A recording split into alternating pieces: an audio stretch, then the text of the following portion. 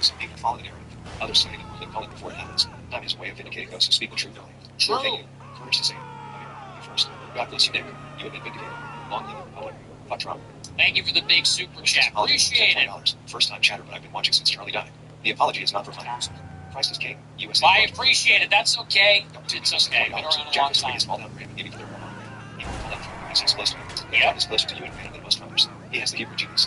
I don't trust him, honestly. $20. She'll help get back together with that woman like Nichols this year. Lock it on the 75 fellow chatters. Love it. Love to hear that. Good luck. Love Shirley Night Nick. It's amazing to be alive and which you did for everything you predict. Just a tweet from you alone about the 2024 Trump ad, which will been the nail in the coffin. That's what I'm saying. I never get any respect for it. 25 cent $20. No Hard credit. to believe that a year ago McGaw would have crucified anyone who said it started working wrong. Now Yep, will crucify they did. Accountable for doing the exact thing. And they did. Jake House said $50. Did you send Esther Villar a gift bag for International Women's Day? I don't know what that is, but And thank you. 1425 said $25. Watch Rachel Wilson and JRE and remember and need more love. Thank you, man, for all you do. Thanks, love you. Big party emoji. That's the most pick-me thing I've ever heard. Thank you, men. That's, come on. Get out of this city. I appreciate it.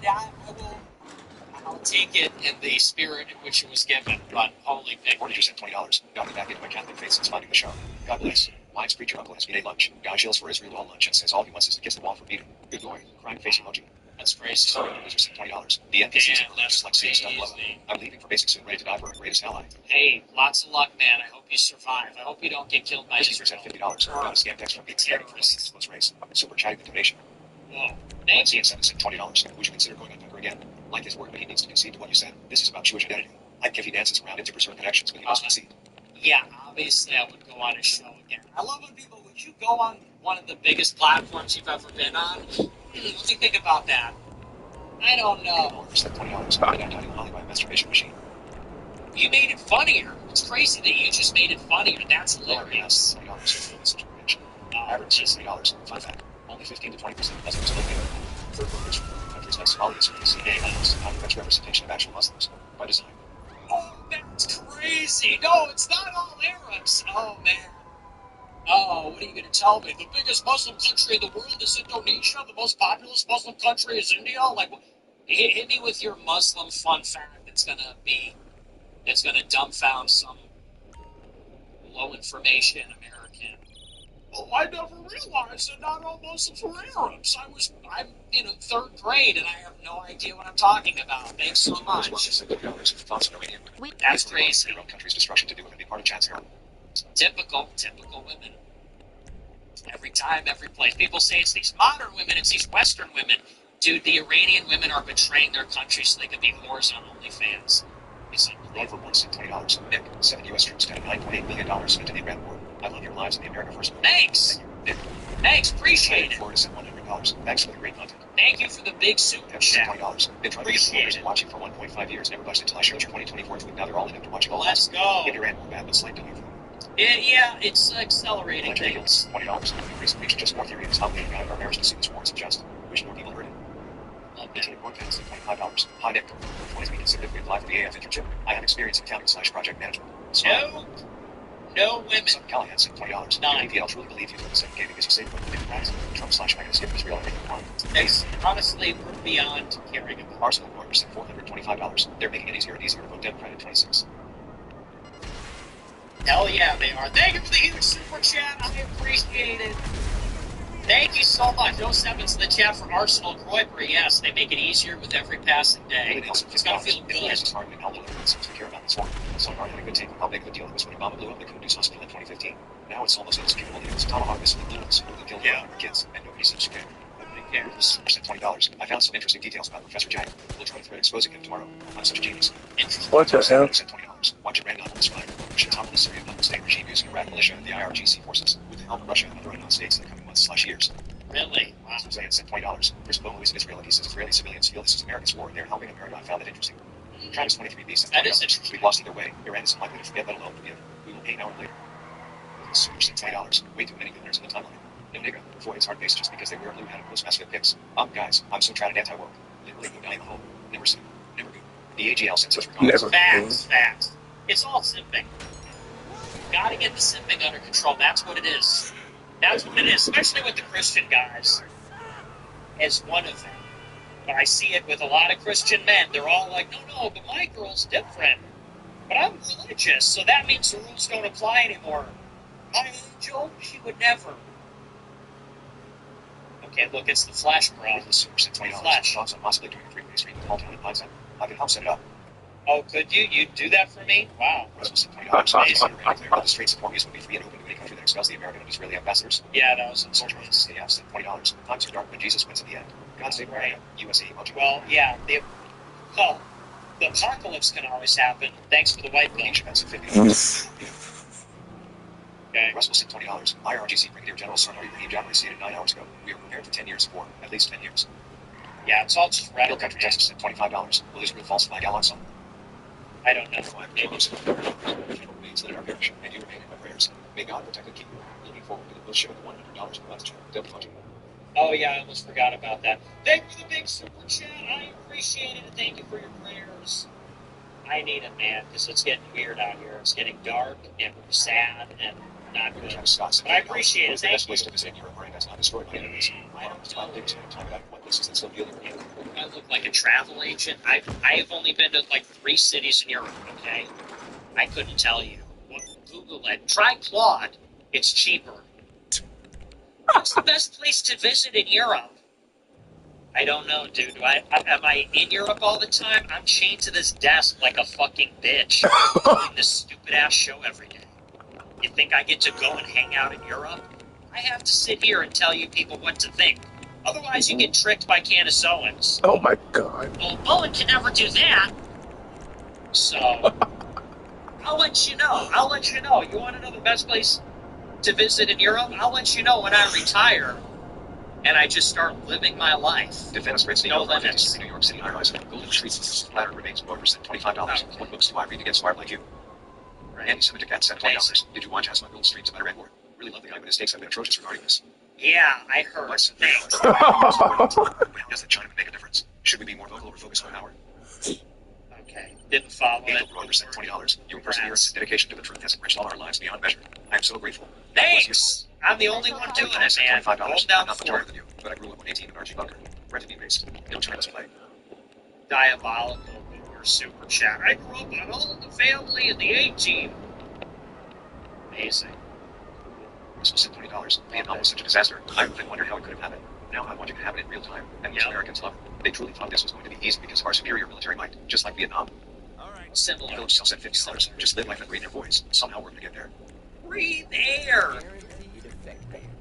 Remember when Andrew Tate said that about vaping? Breathe air. It's so true. Just breathe air. Just breathe air, Brokey. What color is your Bugatti? Just breathe air. What are you afraid of sparkling water? If you're afraid of sparkling water, someone's got to flip the fucking burgers, asshole. Bobby Trent said $5. Lecture halls at night to shoot content. I don't know. It's honestly psychotic, and someone needs to investigate Pilgrim it. said $50. Thank you for the free knowledge and entertainment. And no ads. We're both blessed.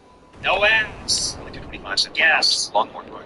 Prayers for those lost in the shooting. Absolutely. Thank you. Said $20. The amount of gaslighting on X is unreal. So is the amount of people actually believing it. Thank you for offering. You're welcome. Thanks. $20. I hear eating babies will help you keep your youth rock and roll MC Donalds. Tom Okay. Wang said $20. W. No, seriously, thank you. Thanks. GR0 Weakner said $20. As a gay guy, we may be going to hell, but at least we don't have to deal with women. Brothers before hoes. That's crazy. Femboy Groiper coming in at 1 a.m. Femboy. It gets better all the time. I'm in the pantry. Smirking face emoji.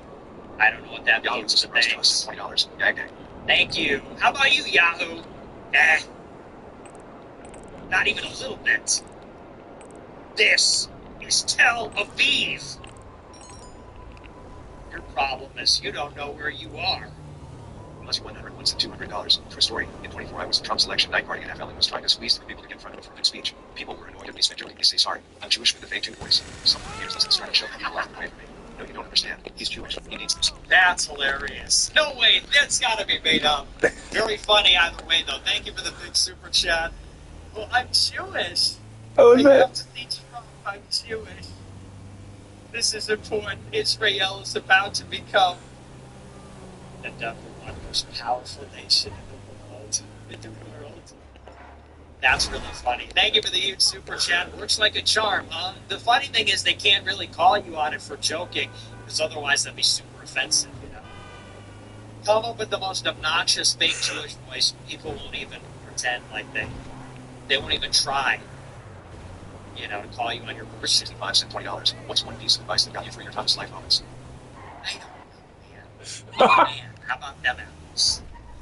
With Be a, a man. That's the only advice. Nothing will ever help you. Okay? Nothing will ever with a help bomb drops on your head. you. Face the abyss. No one can help you. God can help you. You can help yourself. End of list. You're looking for someone to help you out. That's not how the world works. Okay? Anchor yourself to God.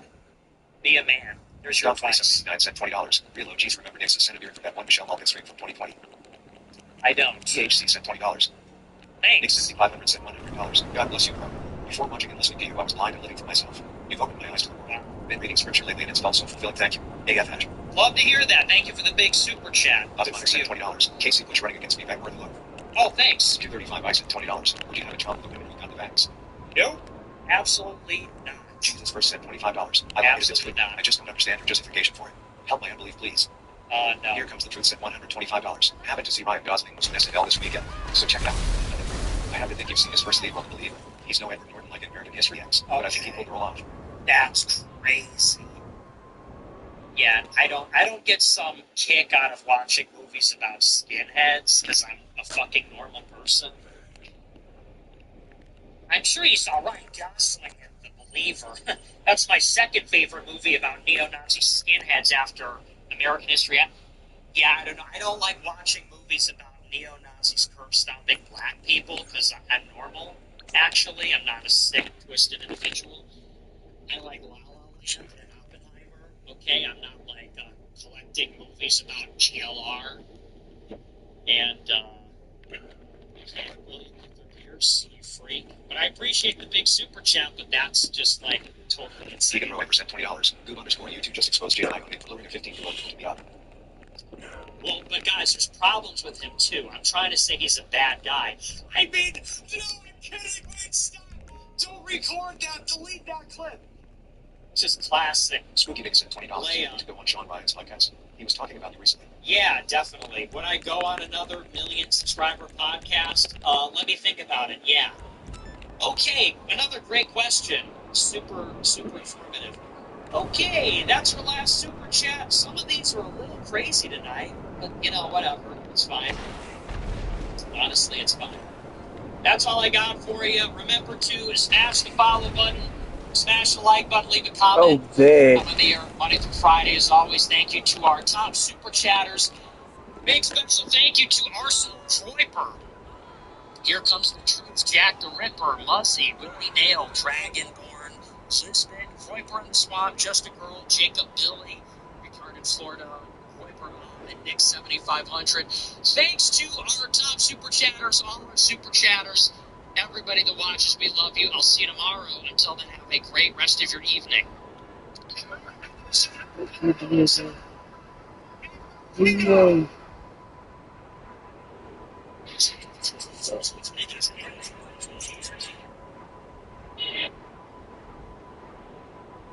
Can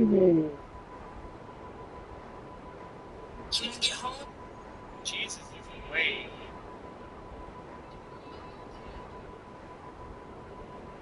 You was like, all right,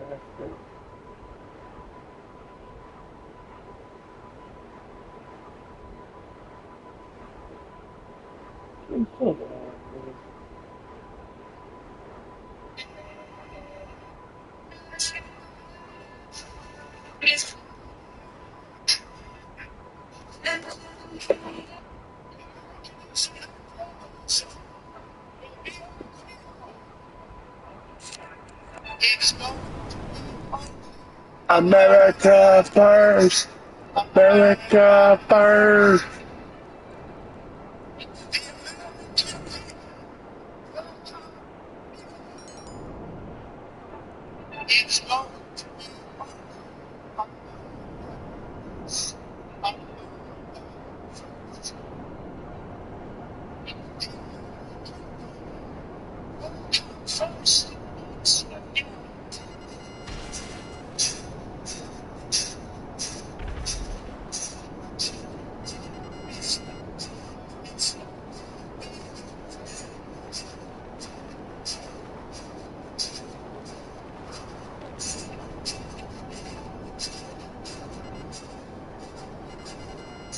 America first. America first, motherfucker.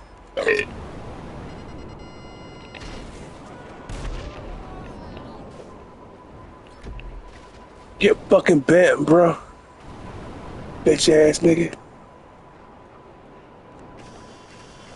I ain't got no money. Oh man. Oh man.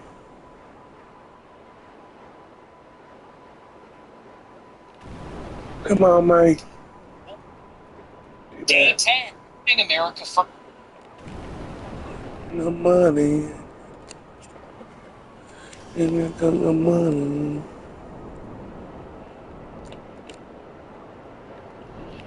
No. Good evening, everybody. You're watching America First. My name is Nicholas J. Fuentes. We have a great show for you tonight. Very excited to be back here with you tonight on Monday. We have a lot to talk about tonight, lots to get into. Big show. Day 10. Our featured story tonight, we're talking about Day 10 of the war in Iran. Yes, we have entered the second week of the conflict, the war. What's amazing about this is we don't even know what's going on. We don't have the vaguest clue. Oh, You they. have Pete Hegseth saying it's a war. This is the Iran war. This is arguably the third Persian Gulf war. No. J.D. Vance says it's merely a conflict. And the White House says this is an operation. So we don't even know what it is. It's the Iran war, it's the Iran conflict, it's the Iran operation. And we have no idea where this is going. Is it going to escalate or will there be an off-ramp? Today, President Trump actually said both. He said the war is almost over, but we're also far from done. He said the war will be over soon. We actually finished. We completed all of our objectives. But also, we're going to hit them harder than they've ever been hit, and there'll be nothing left, and there's so much more. So we don't even know what's going on. That is what characterizes this whole episode. Entered the second week on Friday night. It's now Monday. So we're entering, I suppose you could say, the second full week, and we really have no clue what you could even call this. And so tonight we're going to talk all about the latest updates. We talked about the course of the war last week, and where I left you on Thursday is pretty much where we are today, which is this. The United States is looking for a quick and decisive victory that they're not going to get. It is a strategic imperative for the United States to hit Iran as hard as possible and then quickly leave. But in order to do that, we need to topple the regime, which our own military, our generals, the Pentagon said before the war that that is an impossibility. Not going to happen. And they were right. 10 days in, and the Iranian regime has not toppled. And not only has it not toppled, but it seems to be getting stronger. The Ayatollah died, but a successor was named today. It's his son. And there was a massive rally in Tehran in support of the regime and against the foreign intervention. So what the general said, and this was widely reported, General Grayson Kane, the doubts, hesitancy from before the war, well, it has come to fruition. We have not gotten this quick and decisive victory, and now we're stuck. Here's the other inevitability.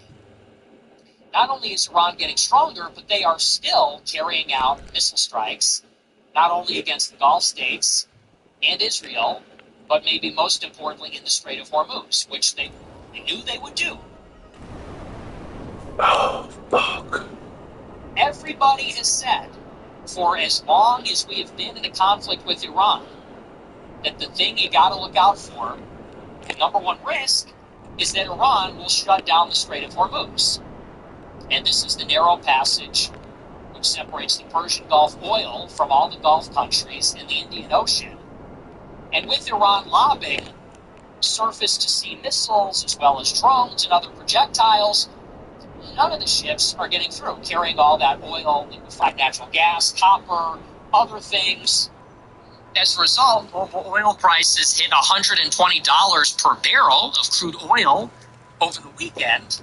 And if this continues into the end of March, this could constrain global oil supply by 10%. And you have a global recession. Recession risk is way up. And other countries are trying to release their strategic reserves, and they're trying to make do, but we knew this was going to happen, and now here we are. Well, so we're going to break down what's going on. We'll walk through all these different developments, and we'll try to make some predictions here, okay? Okay, gambling addicts, it's crazy. It's so funny to me. Here I am for years trying to talk about politics and, tell you what's happening in the world. Obviously, I'm completely vindicated. I called all of this. And instead of people saying, you know what, you were right, your analysis is great, whatever, now people just want to know what's going to happen tomorrow, literally so they can bet on Polymarket. I'm like, seriously? Is that what this is to you, people? It's like, this is the end times. This is the tribulation. There's a little more important things going on. Israel is at war with Persia. It's the end of the world, and people are like, hey, so, good question. You think oil's going to hit $115 before 12 hours from now? It's like, really? That's the question? Well, I'll try to give you a sense of what is happening and where this is going. I can't predict the oil prices by Thursday or whatever, okay? But we'll get into all that. That's going to be our big story. We'll give you the latest, and I'll give you my analysis. Before we get into it, I want to remind you to smash the follow button on Rumble, smash the like button, leave a comment, let me know what you think about the show. Don't check out our merch store. It's down temporarily. oh, We are having some scheduled downtime. No problem, but it'll be back soon. Subscribe to the website. If you want to support the show, AmericaFirst.plus, $15 a month, you get access to the archive, every episode of the show, MP3 format, RSS feed, MP3 downloads. The video player is superior to Rumble. And we have the previous 5 shows for free on the website if you prefer that video player. That's AmericaFirst.plus. $100 a month, you get to be in a group chat with me. And I'll be doing a little bonus show in the group chat tonight after the show. nice. So, if you subscribe now, you'll catch the bonus show only in the group chat, but only for the $100 a month club. It's only for the rich people. I'm going to be giving all the inside baseball to the rich people. Are you one of them? That's the question. Is it worth it to you? And if you're not, got to spend money to make money. Got to spend money to... If it's your last $100, got to spend money to make money. This is valuable information. I'm kidding, of course, but that's AmericaFirst.plus. Okay, with that out of the way, we're going to dive in. I got to talk about a few things, actually, before we get into the actual Iran war update. Okay, so Professor Chang called me out. Professor Ching Chong Chang. What the fuck is that? This Chinese communist spy from Canada, this fake professor, has called me out. Did you see this? I did Stico's stream on Saturday, and he asked me what I thought of the YouTube sensation Professor Chang. And I said, he's okay, but he's getting a lot of things wrong. He's getting a lot of things wrong. He is one of these Duginists that is pushing the Khazarian mafia theory, which exculpates the Jews for their guilt in killing God, among other things. I said, so he's okay, but he just gets things wrong. And I specifically said, I don't agree with that. And some of his doomsday, end times prophecy stuff, that's wrong too. And it just seems to be a lot of conspiracy slop.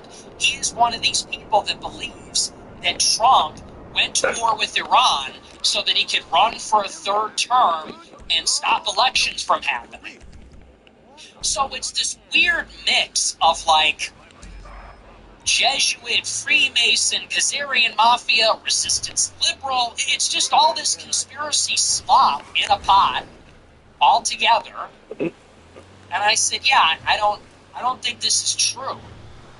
And I said that on Saturday with specificity.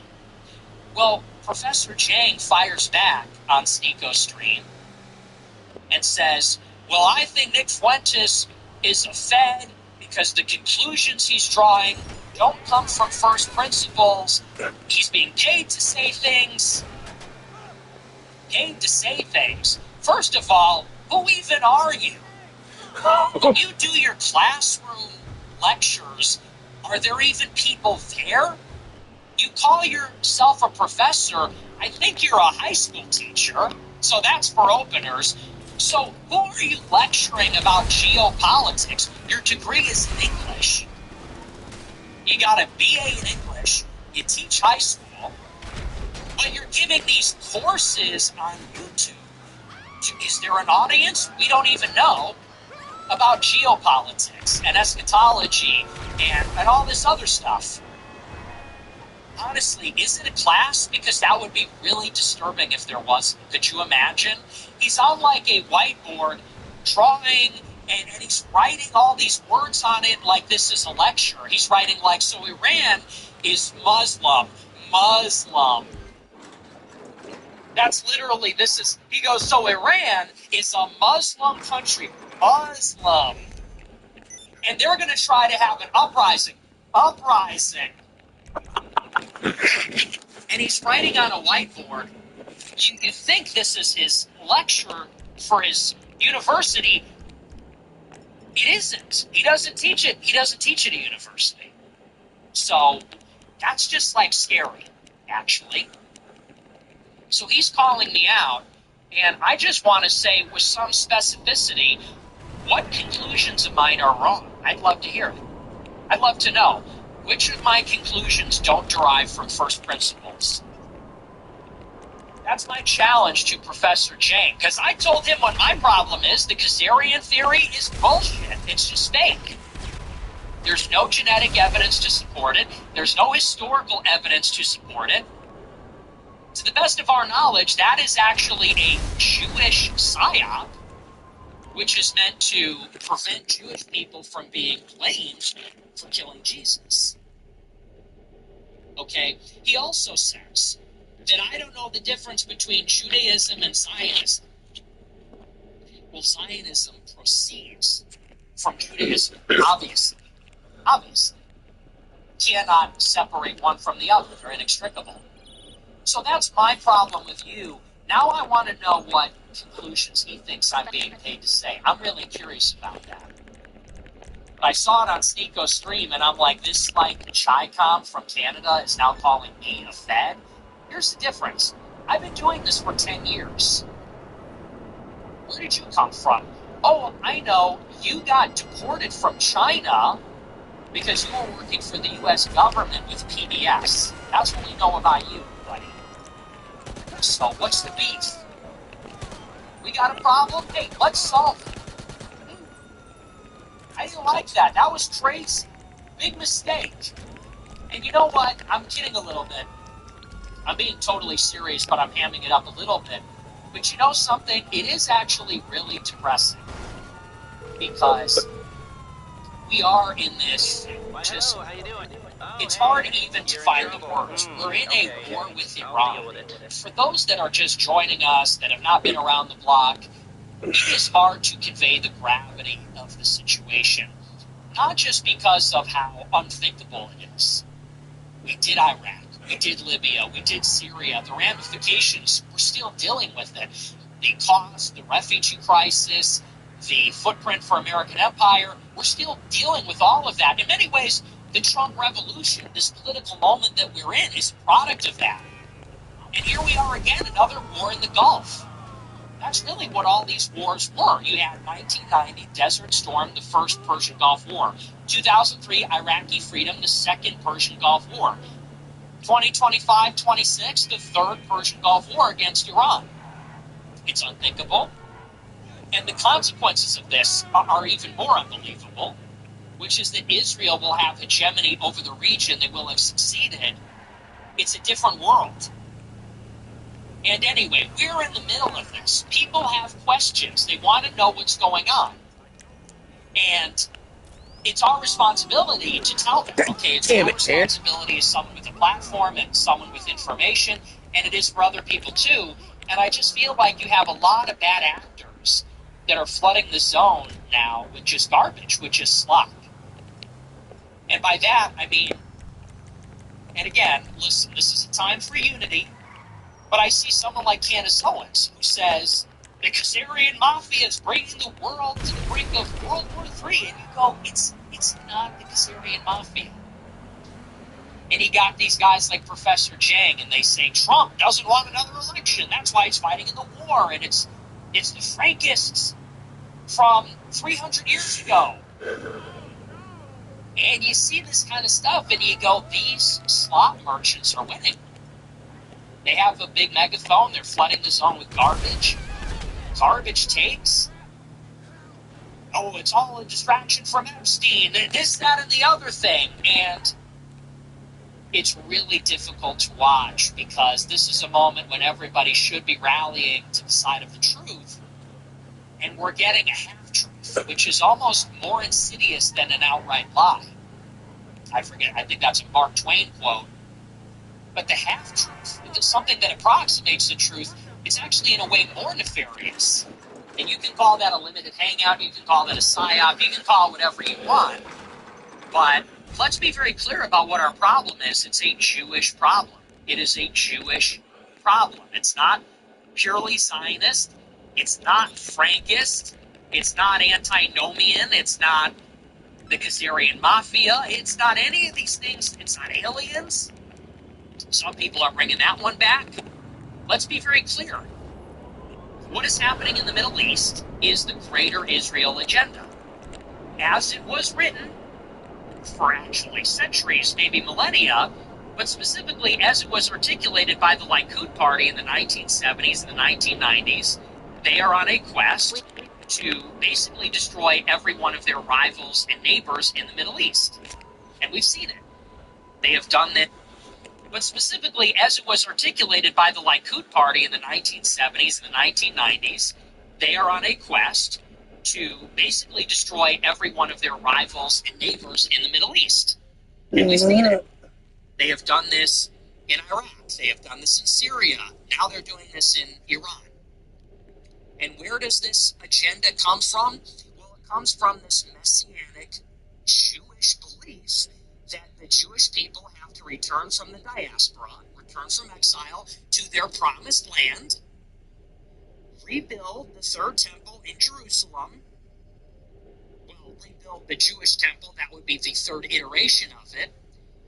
And then that will be the seat of the lawless man. In our religion, Christianity, that will be the seat of the Antichrist. Their Messiah, who they believe has not arrived yet, and in our eschatology, the Antichrist. And it all goes back to the Old Testament. This all goes back to Judaism. And all these attitudes do. It's loaded up with them. When did this operation start? Purim, a Jewish holiday, when the Jewish enemy, the Amalekites, are smited by Israel, which happened to be the Persians in that holiday. And this is in pursuit of what? Greater Israel, that promised land to the Jews, based on that biblical covenant, based on that biblical testament, God's covenant with Abraham, with the Jewish people. It's all in there. And people are trying to make it about everything other than that. And that is almost more insidious because, again, people are looking for the answers. They're looking for the truth. They're trying to make sense of this. And the old answers do not satisfy. Well, they did it for the oil. They did it for the defense contractors. They did it for whatever. Colonialism. The old answers don't satisfy. People understand it's bigger than that. And they're being given all this garbage. And it's important for people to get exactly what we are dealing with here. It fundamentally proceeds from the Jewish religion, as practiced by the rabbis, as refined in the Talmud and in the mystical Jewish tradition. That's what it is. So anyway, I call out James, just like I called out Candace and other people. I don't hate these people. I don't even think they're all the way wrong. I just think they have the fundamentals wrong. It is Jewish, okay? That is what we're dealing with here. And I don't say that because I have some preoccupation. That is just what it is. From first principles, that is what is happening here. Those are the actors that are manifesting it, actualizing it every day. That's the holy book and the tradition and the messianism and eschatology from where it comes. It's what it is. So anyway, that's Professor Jang. The other thing I wanted to touch on before we get into the war is, and this is similar, it's very much along the same lines. I cannot believe that this is happening. And what is really depressing, aside from that aspect of it, is how many people are not absolutely up in arms about the war in Iran. And I say that because I was one of the original members of the Trump coalition. I've been very critical of Trump. At this point, I would argue I'm anti-Trump. I would say I'm anti-Trump. I want this administration to fail. I am rooting for the Democrats to win in the midterms for no reason other than I want the Democrats to shut this administration down. This administration is wicked. It's evil. It's doing evil things. It's covering up the Epstein files. It's prosecuting a war in Iran. It's lying to us about the war. It's sold it under false pretenses. There's all kinds of embezzlement and corruption. That is blowing up in Homeland Security right now. So I want the Democrats to win so that they can shut all this down, stop all these Republicans, and then in 28, maybe we can get a better Republican to win the presidential primary. Anyway, so this is how I feel. Now, I say these things, and I hear people like Laura Loomer and Mark Levin and Dave Rubin and Ben Shapiro, they turn it around on me and say, well, you were never really MAGA. You were never MAGA. And supporting a war with Iran, that always was MAGA. It's actually scary. It's actually, talk about Trump derangement syndrome. I know the word gets thrown around a lot, but it's literally like Orwellian. I hate to say that because that's so trite, but it's so real. Me, I was 18 years old. I was actually 17. A senior in high school. I was at band camp when the first Republican presidential primary debate happened. I watched it, okay? I was there. And when I was in college, I met all my friends attending the first general election debate with Hillary Clinton. And I knocked on doors for Trump in New Hampshire. And I was literally a Trump cultist. I was a Trump sycophant. I thought he was going to save Western civilization. I thought he was the God Emperor of mankind. And I drank the Kool-Aid. I was all the way in. I wore my hat on campus. I started a show named after the slogan in the inaugural address. I was there. And at the same time, being a Trump supporter, I jumped onto the movement because Trump said we need to put America first. And that means ending the wars in the Middle East, ending the war in Iraq, withdrawing our troops from Syria, even withdrawing them from South Korea, from Germany, making a deal with Russia, making a deal with Iran, maybe, or at least not fighting a war with them. Fast forward 10 years later, we're in a war with Iran. The OGs, people like me and Steve Bannon and many others, are now hypercritical of Trump. And you get people like Loomer and Levin and Shapiro, they say, you were never MAGA. You were always a Democrat. You were never MAGA. You were never a Trump supporter. And war with Iran, that was always part of MAGA. Ending the endless wars means going to war with Iran. That's how they're retconning this. They're saying that, well, the endless war was how Iran was attacking everybody. So when we invade Iran, ultimately, that's how we end the endless war. Trump always said we were going back to the Middle East, and anyone that's against that never was MAGA. They're retconning it in real time. It's scary to witness. And here's the other way that they're manipulating the conversation.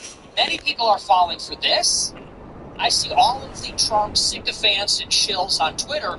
They're all pushing that narrative. They're all posting clips from Trump's campaign where he says, we will never let Iran get a nuke.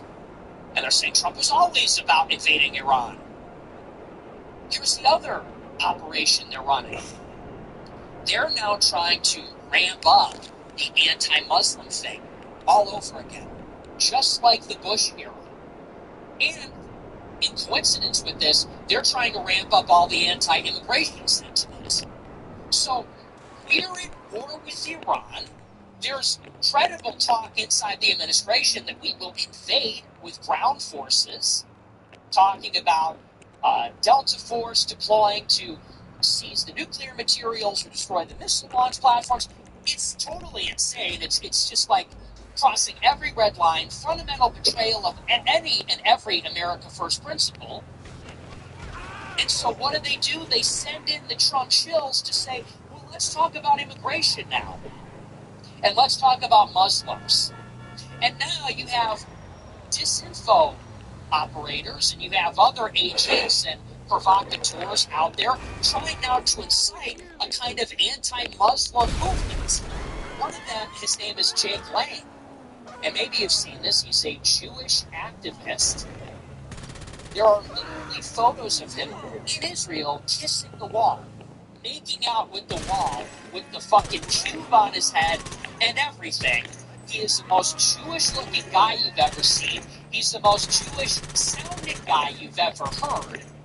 He is a big, disgusting, revolting, Jewish douchebag from New York City. Name is Jake Lang. And he's out there in New York City all week inciting and harassing Muslims, driving around with a goat, saying, you're all goat fuckers, going up to Zohran Mamdani's mansion, Gracie Mansion, with a roasted pig. And saying, we're against Muslims and immigration, we're pro-Christian. The guy's a Jew. And it could not be more obvious. He's doing his best Trump impression that he could do. It's all fake. It's all a lie. He went out over the weekend and did a demonstration in New York, and apparently a couple of Muslim kids threw an improvised nail bomb at him, which failed to detonate. And this was outside the governor's mansion. So this guy shows up with about 20 thugs. 100 counter-protesters come. Some Muslim kids show up and throw a nail bomb at him. And obviously, I don't support that. But this is what they're trying to trick us and trap us into doing. You have people going out there deliberately trying to instigate, deliberately trying to incite, trying to change the conversation. Because isn't that 90% of the propaganda? It's not necessarily how they talk about it, it's what they talk about. It's how they set the table. It's what they put in front of you. We are in a war with Iran, something that Trump said specifically we wouldn't do. He said we're going to end the endless wars. We're not going to be in the Middle East forever. All this kind of stuff. We are in there. It's looking like Iraq 3.0. We have no plan. Americans are dying. Oil prices are spiking. We did this because Israel forced us to.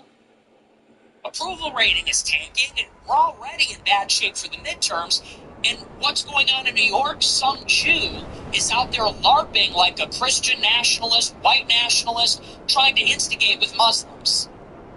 Now's the time he wants to talk about Muslim immigration. And doing these very sensational, very provocative demonstrations. This is not a protest saying we're against immigration. This is a protest saying we're going to do sacrilegious things to make Muslims as mad as possible in the hopes that one crazy person hits them. And then we can cry and make a national media story and say we're under attack by Muslims. And what do you think the end goal is with all of that?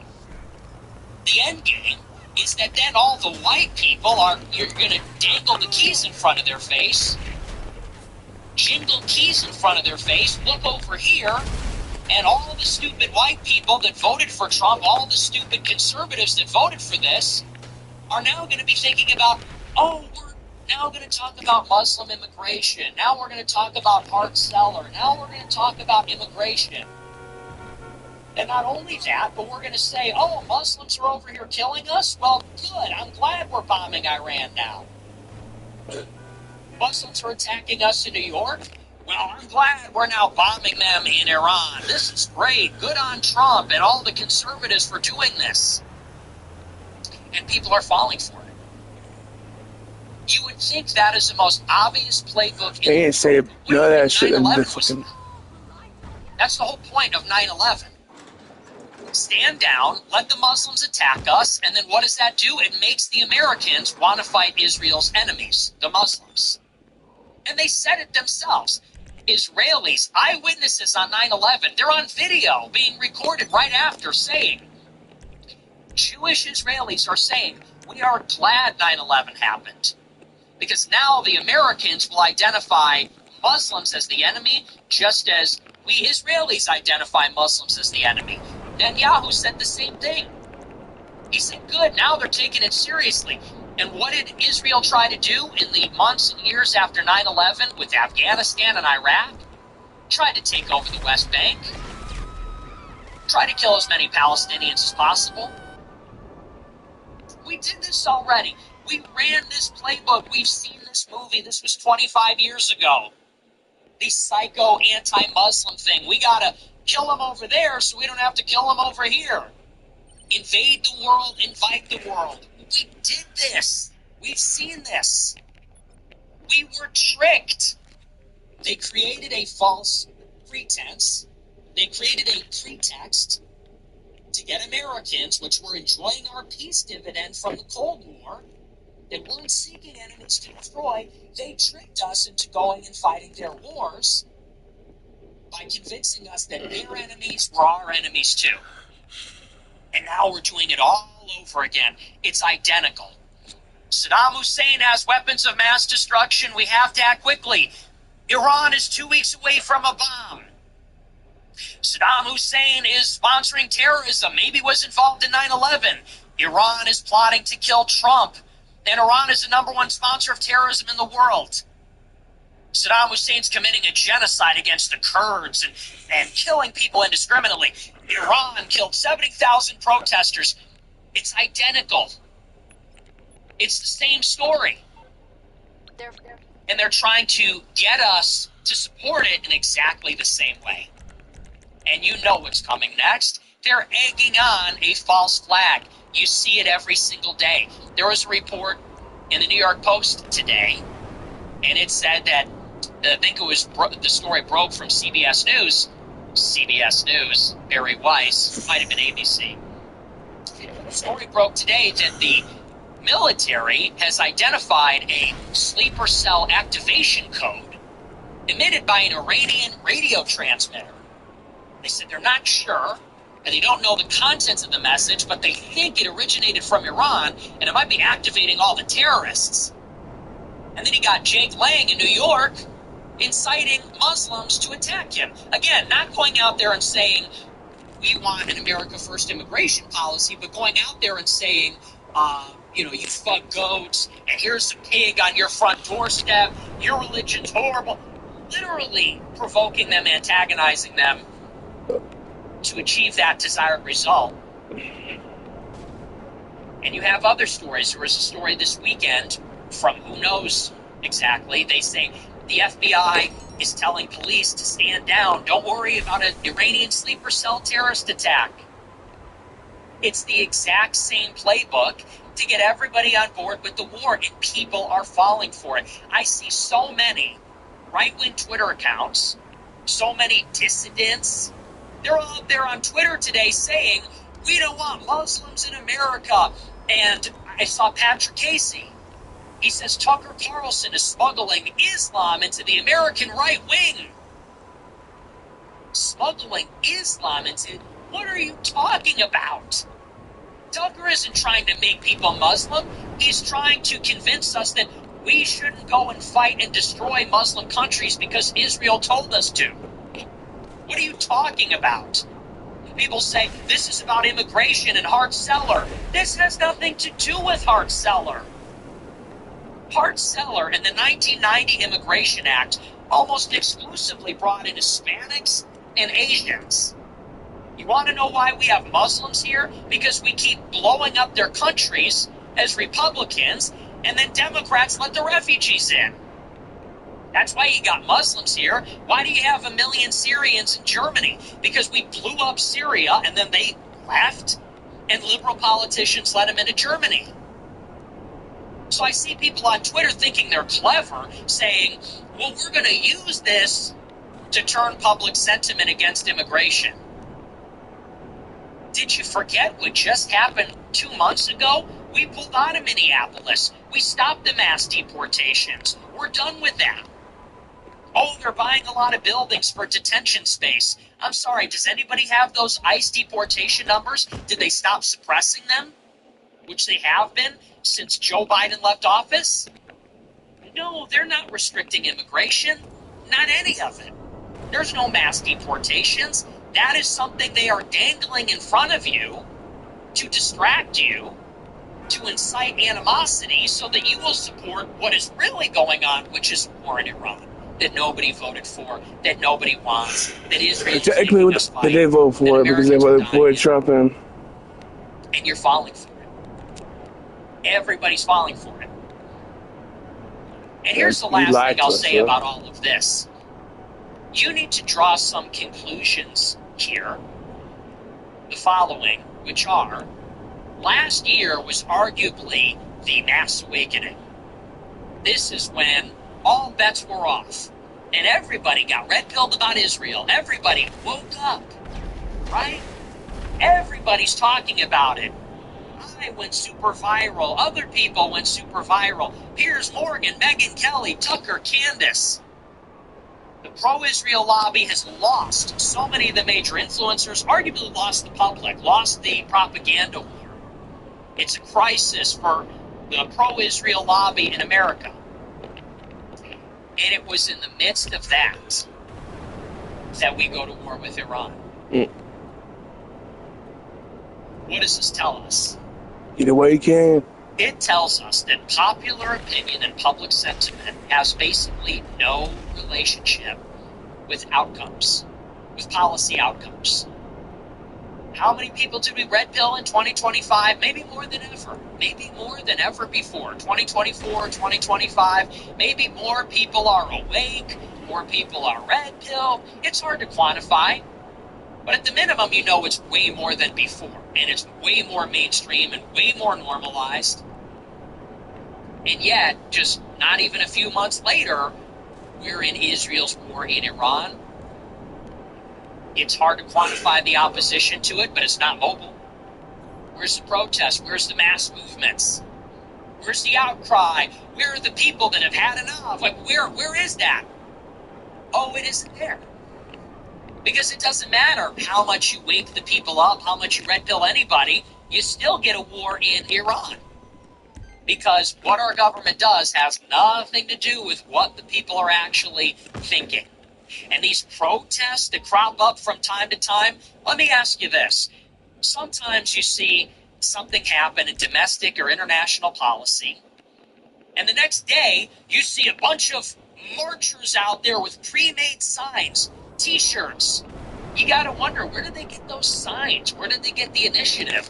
All these deadbeats and fatties and degenerates, where did all these people, they don't even have jobs, but yet within 12 hours, they're all in Times Square with pre-printed signs and T-shirts. You realize even the protests are fake. The protests have always been fake. AstroTurfed. Want to know why there's no mass protests against the war in Iran? No one's funding them. No one's funding them. You don't have anybody, you don't have that machine putting all that out there. And how about the media? Where are they? You would think when something is really unpopular, the media, the Fifth Estate, which represents the people's interest against the government, maybe they would express some popular discontent. The media is going to punish the administration. Where are they? Oh, they're nowhere to be found. They support it. They support it. They cautiously support it. Why? Because the media is the CIA. The media is the Fortune 500. Who owns the Washington Post? Jeff Bezos. Who owns Fox? Rupert Murdoch. Who owns Paramount, Warner Brothers, Skydance, TikTok? Larry Ellison and his son. So this tells you something about how the world works, what's going on in our country. Trump has betrayed all promises, every fundamental principle, crossed all red lines, done the unthinkable, so unpopular, no appetite for it, and it doesn't even matter. Where's the protest? Where's the outcry? Where are the demonstrations? What about the political capital? What about the approval ratings? None of it matters. None of it matters. And now the only reason why now maybe Trump has to pump the brakes is because the oil prices went a little bit too high. The oil prices went past $120 per barrel for crude oil. And now the Wall Street Journal, and now the New York Times, and now the Washington Post, now they want to rein it in. It's funny how that works, isn't it? Now, this isn't a black pill. Oh, dang. Black pill. Oh, Here's what I'm dang. trying to. All of this is to say, I'm painting a picture here for you. All of this is to say, one, there's no alternative for being right. You don't get credit for trying. You don't get credit for being a martyr and hoisting yourself on your own petard as a truth teller. You have to get it right. It's not enough to say Frankist and Kazarian. We have to know the whole truth and how things work. And two, there's also no substitute for long-term planning, getting into positions of power. What is our end game? Our end game is not to wake up the masses. The masses are fickle and dumb. And all you got to do is literally jangle some keys in front of them and they will look the other way. Okay?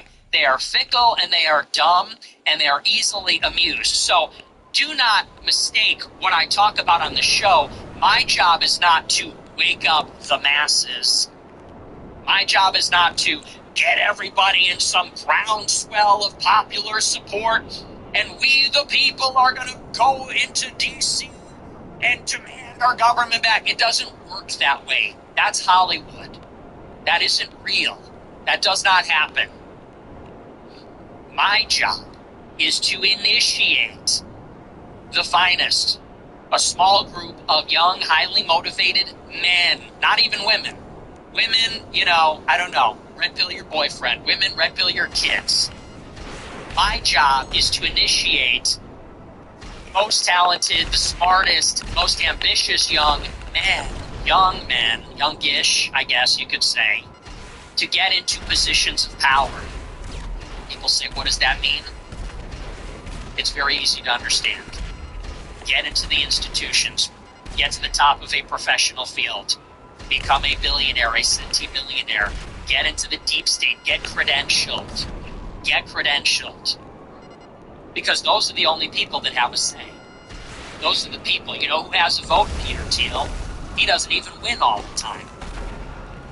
He wanted his guy to be the national security advisor. It didn't work out. What's his name again? I don't even remember. Flight 93 election. Who even remembers his name? Okay, he doesn't even always win. There's a big fight in the Pentagon between venture capital and private equity. Okay, we want a vote. We want a seat at the table. To do that, we need power. So this should be a brutal and sobering reminder. All these people that say, we gotta vote for Trump and then trust the plan. We just gotta vote for Trump and we just gotta post on Twitter and pressure him or whatever. No. What we need to do is use our power. Take inventory, take stock. What do you have? What do we have? Use it accordingly. Whether it's withholding your vote, joining your college Republicans, running for office, if you're a veteran or a business owner, becoming a high-powered attorney, attending an Ivy League school, if that's within your abilities. That's the only way any of this is going to change, clearly. And then those people need to be courageous and brave and smart. Because these people that are, look, we got Trump in the White House, and by that I mean this is the present situation, this is what we have, and he folded. He folded under zero pressure. Got to the top, climbed all the way, and then folded. Folded every time. Folded on COVID, folded on BLM, folded on this. That's the way out of it. Other than that, all you could do is pray. But don't tell me it's about waking up the masses. Fuck the masses. That's what I say. You know what I say about the people? The people? Highly overrated. Highly overrated. And I can say that because I'm the Dark Knight here. You know, I'm not running for office. But I'm sick to my stomach by what I'm seeing. How people are being tricked on Twitter. And frankly, it's a lot of stupid boomers that don't know any better. A lot of the young people know better. But even the young people, constantly getting duped, constantly getting tricked. A lot of young people that are all on board. Oh, we got to talk about Muslim immigration. Muslim immigration? Hey, we're at war with Iran, dumbass. Now is actually not the time. Oh, all of a sudden, we just got done finishing mass deportations. Now we're in a war with Iran with no way out that is wildly unpopular. Now the consultants and the paid influencers, now they want to talk to us about ending mass immigration from Muslims. Super interesting. Awesome, finally. But people eat it up. They eat it right up. And you know who the biggest culprits are? These happy-go-lucky, naive, like girl dad types. You know, they're on Twitter. They think they're so naughty because they have an Anon account. They're on Twitter with their little Anon account. It says Heritage American in it. I could never say these things at the water cooler at work. I try to get my wife to watch some Blaze show. And then they go on Twitter and they talk about Trump is truly a genius. Blah, blah, blah. It's all these pathetic simps, pathetic. We don't have any time for that. You know, these people, they're going to be the vanguard of the institutions. They just have to be silenced forever. Okay, they need to be shut down. Where are the ambitious young men here that see the problem? Not these guys that are henpecked by their wives at the water cooler. I follow Jack Posobiec. You could say I'm sort of a magapede. You could say I'm something of a Groyper myself. I follow Jack Posobiec and r/the Donald. I could never say these things at work. My tranny boss would kill me. Fucking disgust me. You are the reason our country is being murder raped, and you should be ashamed of yourself. That's the end of the male life cycle right there. So anyway, I don't know how we arrived there, but like, the alarm is sounding. You need to hear it, okay? This is Code Red, DEFCON 1. Okay, this is a big problem here. We are at war with Iran, and no one seems to care. People care, but they are running the counter-psyop. They are running the counterintelligence operation, and it's working way more than I thought it would, and I'm getting really mad about it. Tucker is doing a good job, honestly. You know, I know he's okay, whatever. You don't have to like me, douchebag, but you know what? Honestly, 07's to Tucker, I'll just say, okay, you know, I don't like you, you don't like me, what the fuck ever, you think you're a big shot. 07's, he's actually doing a great job. He is keeping it on message. He's focused up. I can do with a little less alien talk, but whatever, it's fine. It is what it is. You know who's dropping the ball? Candace Owens. I don't want to hear about Kazarians and Frankus anymore. Okay, it isn't true. Zhang PSYOP. Go back to Beijing. Jake Lang, Jewish PSYOP. Deport him to Israel. Fuck Jake Lang. Okay, and I say that as a real white Christian nationalist. I say that as a real former Trump supporter. I say that as a real counter-Semite. You're a fucking Jew and a douchebag, and you need to go back to Israel, you disgusting pig. I see this guy, and it's like he's literally a paid actor. The way he's doing a fake Trump voice, the way he's doing his best Trump impression, the way he's doing these, it's like, who's paying for the U-Haul van? Bill Ackman? You fucking guy? It's insane. And people are going, oh, he's a patriot. Yeah, he's a patriot for Israel. He's a patriot for the Antichrist. He's a patriot for the New World Order. He's Laura Loomer, except less masculine. You know, I was going to tweet that. I was workshopping that. I was like, Damn it. he's like Laura Loomer, but a guy. But then I was like, well, he's actually less of a guy. That's a joke, but he's literally doing the same thing as Laura Loomer. Yeah, look over here. And then they trap you into this, oh, so you're defending Muslims. Oh, you're defending Islam. You know who's falling for it? Braden Sorbo. What the fuck is that? Yeah, I'm calling you out, Braden, who totally turned on Elijah Schaffer on a dime. Well, where's your Rift badge, buddy? What happened? Got too hot for you? I see Braden Sorbo on the way. He's a Jew, too. Nice guy. But he's on the timeline. Oh, it's Islam. Oh, it's these Muslim immigrants. What's going on? Is it the blood memory? Like, people need to be called out. We need to go to war. It is time to name and shame the shills. Name and shame every shill. If you are not, with your whole being right now, against the war in Iran, fuck you. And you need to be called out. Otherwise, don't call yourself right-wing. Don't call yourself America first. Don't call yourself a Trump supporter. No. What is happening is that our country is under a hostile occupation by international Jewry. American sons and daughters are killing children and civilians and enemy combatants, and also being killed by them for the sake of a foreign country's agenda. As long as that is happening, we are not free. We are not sovereign. We are not independent. We are not America. So don't call yourself a patriot. Don't call yourself American. Don't call yourself America first if you are not opposing this with every cell in your body. Otherwise, you are a liar and a hypocrite. That is what matters right now. We can resume all the other stuff later. We can literally resume any other disagreement after we're out of this war. It makes me sick. It's disgusting. This is all going towards building the third temple and the Antichrist being seated on his throne. And you're talking about immigration right now? You know what? Trump has had 15 months. It ain't happening. Now you want to talk about immigration?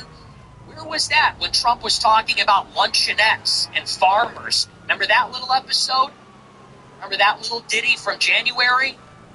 When Trump said, take it easy, lighten up. We don't need to deport every illegal alien, only the criminals. Where was the immigration talk then? Oh, we're only talking about immigration during the war and only about Muslims because that's who the Jews need us to hate right now so that we go and fight and die in their war, right? We're losing. We're losing our country. We're losing our civilization. We have no sovereignty. And people are not taking it seriously. This is what it's all about, folks. Everything else is the dress rehearsal for this moment. Okay? This is when it matters. This is one of these dividing lines. It's not an exaggeration. Like COVID, like the Trump election in 2016, this is one of these dividing lines where this is definitive. This is everything. Where you stand on this issue tells me everything I need to know about it. Like, how hardcore are you? As far as I'm concerned, there's no excess of opposing this war. This is a war of choice. This is a war of aggression. This is an unwinnable war that nobody asked for. We were dragged into it. They admitted by Israel. We all knew it was coming. They were telling us, well, at least you should have known. I told you. But that doesn't matter now. What matters now is what you do now. What matters now is, are you going to speak out against it? Are you going to use your platform? Are you going to be a part of this machine? Are you going to be a part of the problem? It's a time for choosing. So anyway, that's that. I do want to move on. I want to get into where we are in this war, which, like I said, I'm absolutely against. I don't even want to fight with Professor Zhang, honestly. He called me out. I want to know his problem with me. I don't want to fight with him. If Zhang and Candace and Tucker and everybody are against the war, I am with them. That is what counts right now. We can have our personal beef and other stuff after the fact. What matters is Americans are dying, schools are being blown up, the government is lying to us. That's what matters. Anyway, we're going to get into it. Our featured story is about this actual war, and we'll talk about where we are. Now, in many ways, the situation has not changed from last week. The war is unfolding exactly as we knew it would, exactly according to plan. As we talked about at the very beginning, it was a strategic imperative for the White House, for the United States, and Israel for that matter, to go into Iran quickly and decisively win. And decisively means topple the government, not just kill its leaders, but collapse the government, create an unstable situation, a civil war, a revolution, an uprising, regime change, and then leave. That is how we have to fight this war. That is how we have to win it, if we're going to. Now, we have entered day 10, and victory is nowhere in sight. We have not toppled the government. We haven't won. And maybe the biggest problem is that we have not been able to suppress Iran's ability to counterattack using its missiles. And so what has happened over the past 10 days is that the United States is getting gassed. It's a little rope-a-dope. The United States has the vastly superior technology. Our ammunition and our weapons are more precise, more efficient. We have far more intelligence, and we are using a strategy called multi-domain operations. And that means that in the early days of the war, which initially, if you recall, they said the war would only last 4 days. In those opening days of the war, it appeared very one-sided, and that the United States was winning, because we unloaded and we unleashed, and using every domain of modern warfare, which is space, cyber, air, naval, ground, everything that we have, we marshaled all of it, and using intelligence, combining insights and data, we were able to seriously degrade Iran's weapons systems. Their ability to defend themselves, their air force, their navy, missile launch platforms, regime targets, regime members. In a word, we unloaded, we unleashed on Iran in those opening days. And in order for us to win, that would have had to have been sufficient to destroy the government. Meaning that someone in the government would surrender. Or, seeing that the government was paralyzed or disabled, the people would rise up and overthrow the government. After that first phase of the war was completed, Iran emerged on the other side, not unharmed, certainly diminished and degraded. However, 2 things had changed. 1, morale went up. We unloaded on Iran. We martyred the supreme leader of their country. We actually dropped a Tomahawk missile on a school, killing 130 children. And by attacking Iran and creating these apocalyptic scenes of destruction and chaos, what we did, and this is what always happens, is we rallied the people of Iran to support their government. It only makes common sense. If China killed the president and then bombed every city from coast to coast, do you think we would then greet Chinese soldiers as liberators? Or would we rally behind whoever the successor would be against the foreign attack to repel the invasion? Obviously, it would be the latter. So now that the smoke has cleared, the United States and Israel hit Iran with everything that we had. We sunk their navy, destroyed their air force, their anti-aircraft systems.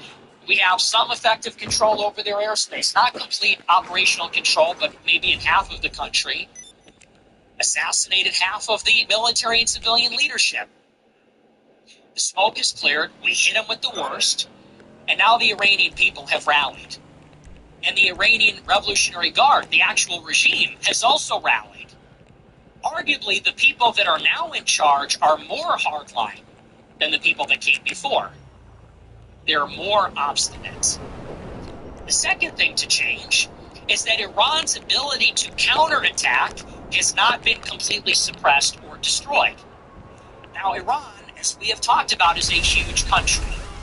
It's 3 times the size of Iraq, mountains and desert, huge population of 90 million people. The population is dispersed across many large cities, and they have been preparing for this war for decades. So they have transformed their country into effectively a missile and drone factory inside of a fortress. That is what they do. They make ballistic missiles and drones, and they make a lot of them and cheaply, and they make them deep underground so you can't hit them. And these missiles are very mobile as well. So the United States unloaded everything, rallied the government, not destroying it, and the United States did not destroy all of the missiles. So what does that mean? Well, it means that on day 10, even though the United States and Israel have hit Iran 3,000 times and spent, I think it's $3 billion per day so far, Iran is still able to launch missiles without being able to be stopped. And those missiles are hitting the Gulf countries. Those missiles and drones are hitting Bahrain and Qatar and the Emirates. And drones and missiles and projectiles from Yemen are hitting Saudi's eastern province where they have all their oil. Desalination plants are being hit, other critical infrastructures being hit. And maybe most importantly, the Strait of Hormuz has been closed. The Strait of Hormuz is a narrow passage which unlocks all of the Persian Gulf oil. That is from where the Persian Gulf oil is shipped into the Indian Ocean and out to the rest of the world. So all of that oil in Saudi Arabia, in Iran, in Bahrain, in Qatar, in the Emirates, all these oil-rich sheikdoms and kingdoms, we identify the Middle East with oil. It all comes from the Persian Gulf, and it all is transited by sea out the Strait of Hormuz, which Iran is strangling by bombing it relentlessly. And so the commercial traffic in the Strait of Hormuz has been reduced by 80%. Consequently, that is 20% of the world's oil supply goes through the Strait of Hormuz. Global energy supplies are now severely constrained. So why did the United States need to topple Iran's government quickly and decisively in the first week? Because if the government isn't toppled or doesn't wave the white flag, and if the government is still able to launch missiles, in other words, if the regime and its missile arsenal is intact, then that means that indefinitely Iran can shut down the Middle East. They can shut down all the oil, and they can shut down the Gulf. People can't fly in and out of these countries which specialize in banking and tourism, things that are heavily dependent on people being able to enter and exit the airspace. And the oil is shut down, which is now affecting every country in the world. It's affecting gas prices here. It's affecting energy supplies in Japan, LNG in Europe, in China, all around the world. And so now, this is transitioning into a war of attrition, where the United States is dropping lots of ordnance on Iran, hoping that we kill enough people and we destroy all their missiles, while at the same time Iran is trying to stay alive and retaliate enough in a race against time. And if the United States can collapse their regime or destroy all their weapon systems, then we have prevailed. If we don't do that in time, and Iran is able to keep replacing and keep succeeding the leadership, and if they can keep launching missiles, then that means that oil prices are going to keep going up. There's going to be a global recession. And that means the fertilizer that comes out of the Gulf is going to get choked off too. Copper, uranium, other critical minerals, tourism, investment, capital pouring into the Gulf, that's going to be shut down too. And so Iran is going to make it hurt for everybody. This is a situation that we now find ourselves in. And this was prophesied, by the way. The generals in Washington warned Trump for months that this is exactly what was going to happen. There was a report in Washington Post and Politico a week before the war started saying that the generals were not on board, that they had warned Trump. There's no way to topple the regime. It's impossible. If there was an opportunity in January because of the protests, if that was the case, that window of opportunity is now closed, and there is no way we can collapse the regime. And if we can't collapse the regime through air power and sea power, then you're going to get a war of attrition. And a war of attrition is a war that you cannot win. It's unlikely that you can kill all 200,000 IRGC from the air. Probably impossible. It's unlikely you can destroy all of Iran's missiles from the air. Once again, probably impossible. And you can't bring down the government and make them surrender. So if that's the case, then we get into this grinding war, and eventually we run out of missile interceptors. Our bombs are more costly, and we're going to run out of them. And our economy is going to start to hurt just as bad and then worse as Iran's economy. Now that brings us to where we are today. And it's interesting because the markets are spooked. Over the weekend, crude oil was trading for $120 a barrel, up from, I think, 60.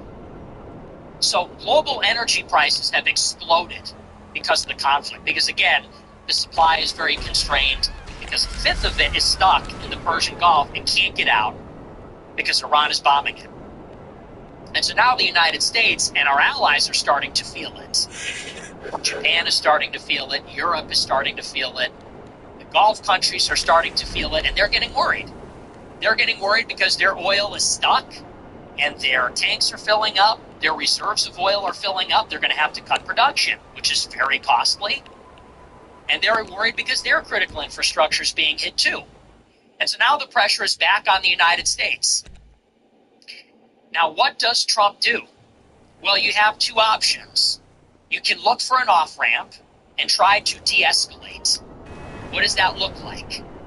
If we retreat, if we have a truce, a ceasefire, if we stop bombing Iran, maybe they will let us have the oil go through the Strait of Hormuz and we can have economic relief.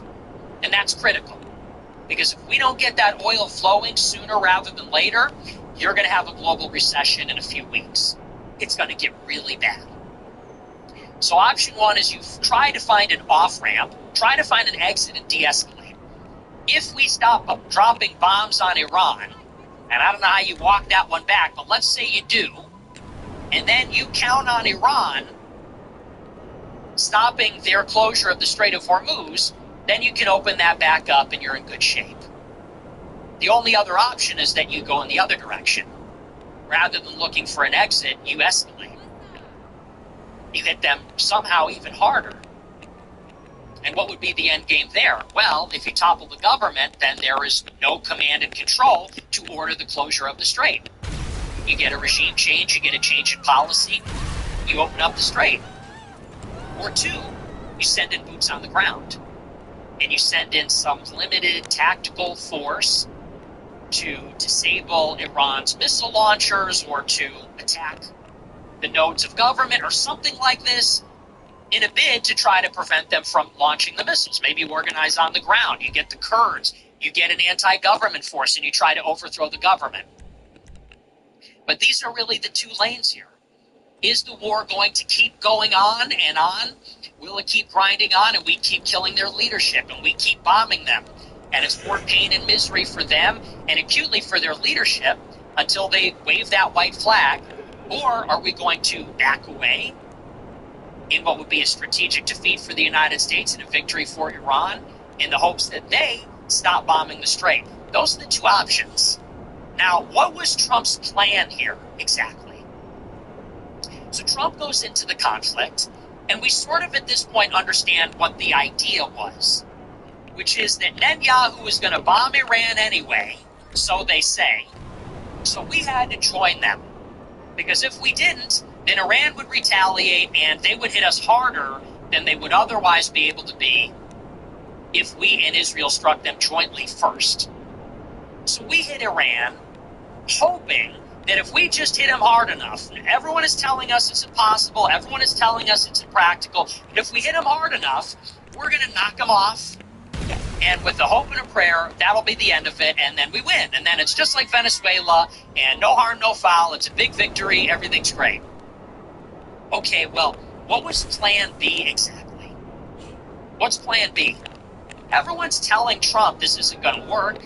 Everyone's telling him it's impossible. It's not going to go the way you think. So what's the backup plan? Let's say your gamble doesn't pay off. Then what do we do? Well, we're finding out that they have no idea. They don't even know. They didn't prepare for this. Because now they're not even giving us a clear answer. Okay, we tried it. It didn't work. Now there's some real problems here. There is a global recession on the horizon. And it's coming closer every single day. Oil prices are exploding. We're running out of interceptors. So are the Gulf countries. If we run out of interceptors, then Iran is just going to keep throwing drones at us, keep throwing missiles at us. It never ends. What are the other options? Escalate? How's that even going to work? How do you even bomb them harder? Just keep slaughtering in the hopes that eventually someone will surrender? Seems to be having the reverse effect. Didn't plan for that contingency. You can't bomb all the missile launch platforms. I don't even think that's possible. So the question is, now what? Trump doesn't even know. And today, this is the report from the New York Times. He said simultaneously at one press conference that the war is over. It's going to be over soon. We completed the mission. And it sounds like he's getting ready to retreat and withdraw. Then later in the day, he said, actually, we're going to hit them harder than ever, and the war is far from over, and we're going to keep killing the leadership. We're not happy with the successor to the Ayatollah. This is from the New York Times. It says, quote, after a day of conflicting signals about when the war against Iran might end, President Trump struck a belligerent tone Monday evening, warning of even more aggressive action if Iranian leaders tried to cut off the world's energy supply. Mr. Trump said, quote, we will hit them so hard that it will not be possible for them or anybody else helping them to ever recover that section of the world. Earlier in the day, the president suggested that the U.S.-Israeli war could be near an end. He said the war is very complete, pretty much. He said we're very far ahead of schedule. Those comments appear to ease market fears of a prolonged war. Oil prices dropped and stocks rose, but after markets closed for the day, Mr. Trump switched gears. He said, we have won in many ways, but not enough. We go forward more determined than ever to achieve ultimate victory that will end this long-running danger once and for all. Asked later if the war with Iran will be over this week, Trump said no, but soon, very soon. The international benchmark oil price, priced below $70 last month, briefly jumped to almost $120 late Sunday night, then fell after the G7 said they were considering intervening to bring prices down. It then fell again after Mr. Trump's remarks to CBS, ending the day below $90. Okay, so we are in the middle of a real problem here. We went into this hoping to achieve a quick victory, just like Venezuela. Chop the head off the snake, someone else comes in, negotiates a quick peace, and it's over. But that is not happening. It's not happening anytime soon. Trump assassinated the leader, assassinated half the leadership, destroyed all their weapons, and they haven't surrendered and they keep going. And now global oil prices are spiking. This is going to cause a lot of inflation, and it is going to squeeze every major world economy, and it will be a contagion. And at the same time, the situation, again, it gets more precarious because our ability to even intercept those missiles is diminishing all the time. We have about a 15 to 20% interception rate. For every drone and missile that goes up, we're launching 5. And we're running out every single day. It's debated how many we have. Some sources debate the timeline here, but we don't have enough for a protracted conflict. So what's the plan? Well, again, it's either you back off or you go further in. We don't even know. Trump says at once, we need an unconditional surrender, which will never happen. We need an unconditional surrender, total victory, once and for all. On one hand, this is the language he's using. Do you know what it takes to get an unconditional surrender? You have to nuke them. They will never surrender without preconditions. Why would they? Do you know what an unconditional surrender means? It means a surrender with no conditions. It means complete supplication, complete deference. It means they give up their country as a colony to the United States. That's what a surrender with no conditions means. It means you can do whatever you want to us. Do you know when countries have unconditionally surrendered? World War II. When we invaded Germany with the Soviet Union and when we nuked Japan. So that's off the table. They're never going to unconditionally surrender. But this is the language they're using. Total victory, unconditional surrender, once and for all. And that would tend to imply we're not going to leave the regime intact. We're not going to walk away with a deal. We're not going to retreat halfway through. That sounds like we're going to fight it through to the end, to the last Iranian. But on the other hand, he's telling everybody, well, we basically won. We blow up all their stuff. Their navy is sunk. Their regime is reeling. So we won and it's over now. Did he just say that so that oil prices would go down? That's what it sounds like. Because he said that earlier in the day. Early in the day, he says the war is over. Then the market's closed. And then he goes on TV later and says, actually, we want an unconditional surrender. We want to once and for all finish the job. And if that is the case, well, then again, how are you going to do that? What's the big idea? If you can't get the leadership to surrender, what are you going to do? Keep killing them? You know there are 200,000 members of the Iranian Revolutionary Guard. Are you going to bomb 200,000 of them?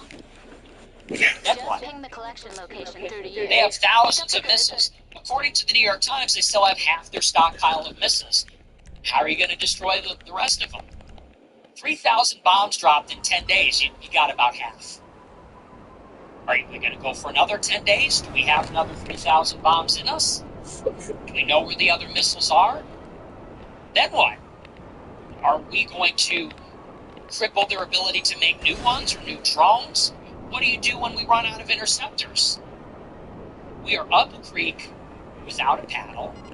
Trump cannot escalate because there's no popular support for it. There's no plan. I don't even know that we have the personnel to carry out an invasion of Iran. There's no ground force, not combined with the Kurds or anybody else. I just don't see how that happens. We also can't de-escalate, can't retreat.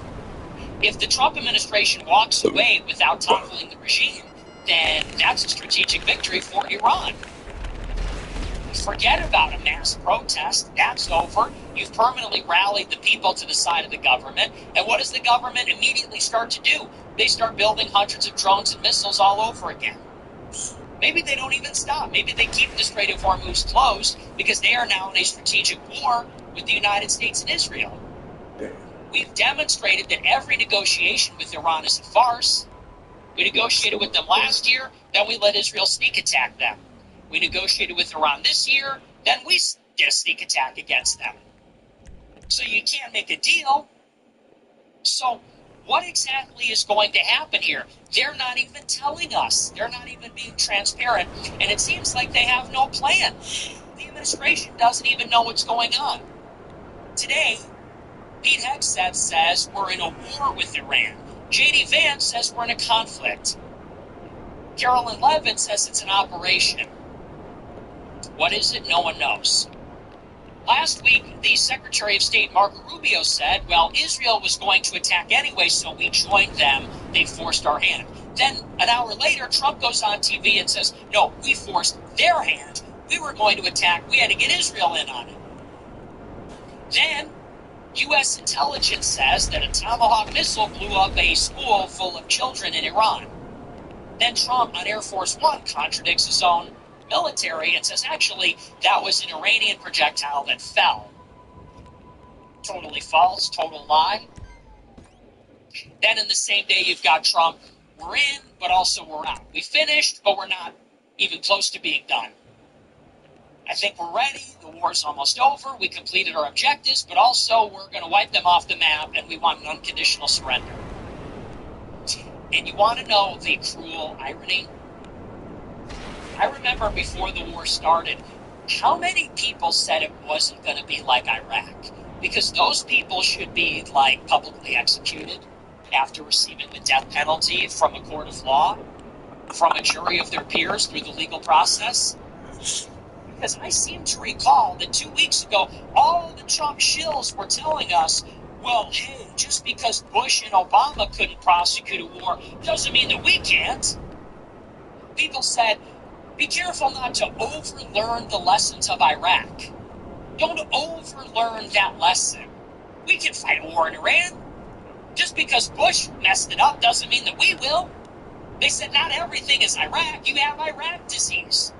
Look at what we did last year. We got in, we got out, and it was all great. Remember? And, theoretically, I suppose that's true in a sense. Is every engagement, is every conflict Iraq? No. But this one is. This one is exactly like that. And it becomes more like it every single day.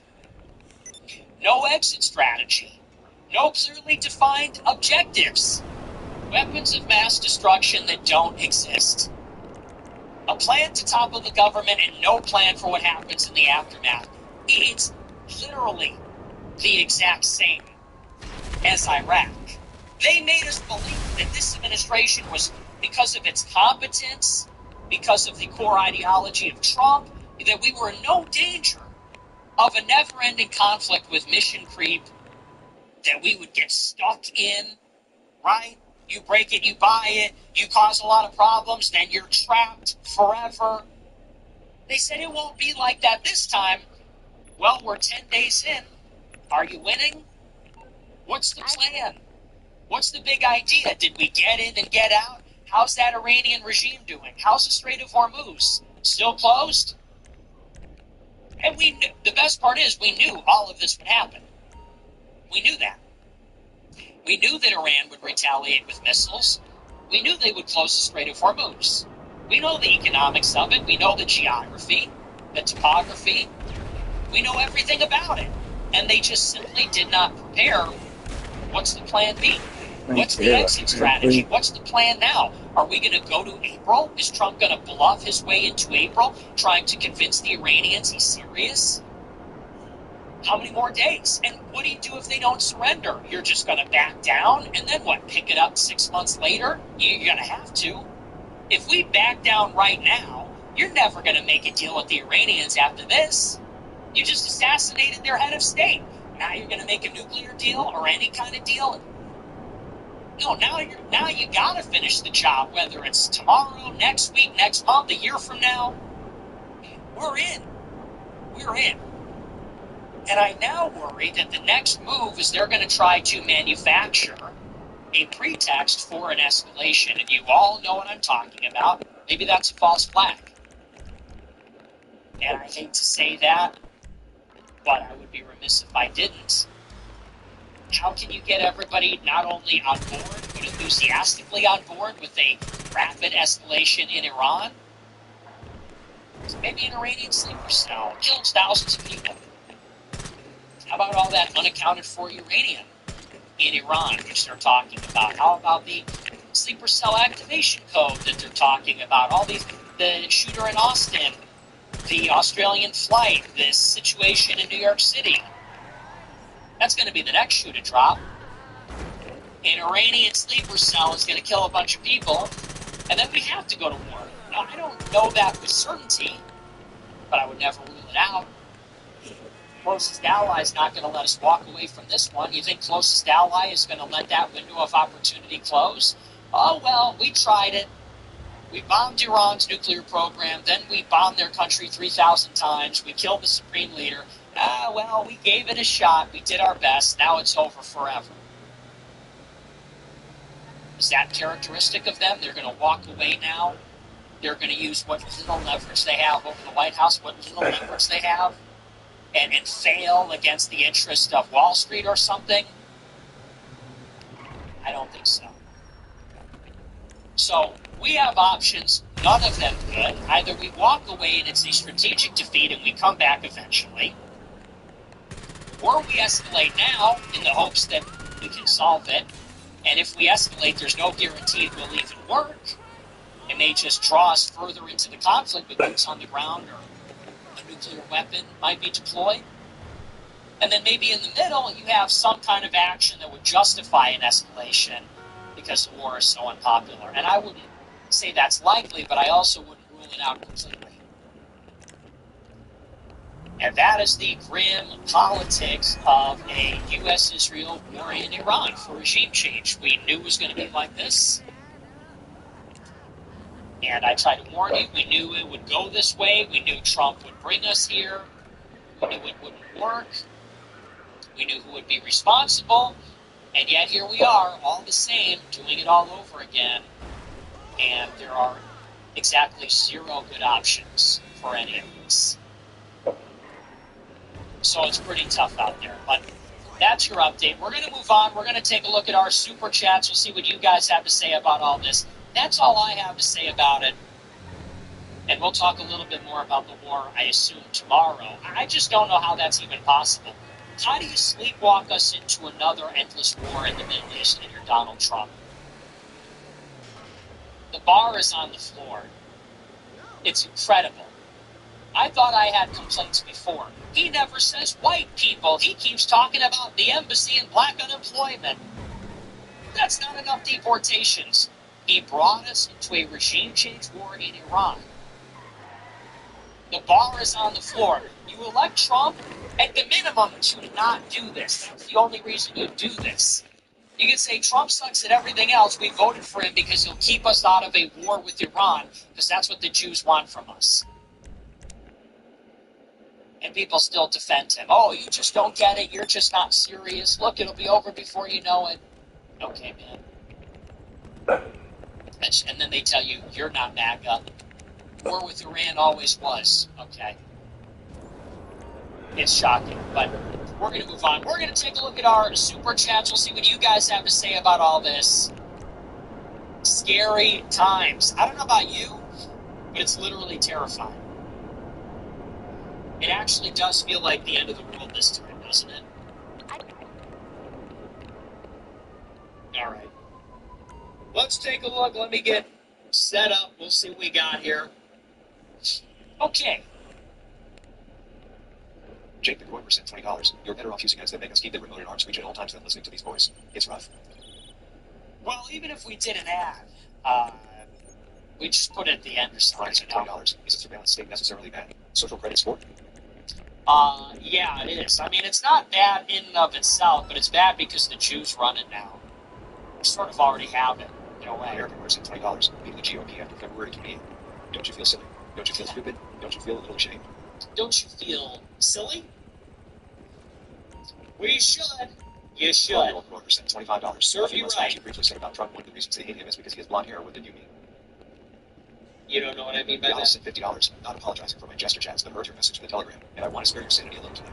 Truly, you're a man of great character. Thanks for the laughs and inspiration. Thanks a lot, but you broke character. Now I have no respect for Driving my ass off sent $20. Would you consider? But seriously, you do a great show, and you've got a great heart, and we're all rooting for you.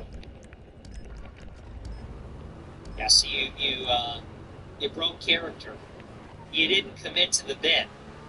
Not apologizing, but I just want to say, but seriously, you're a really good guy.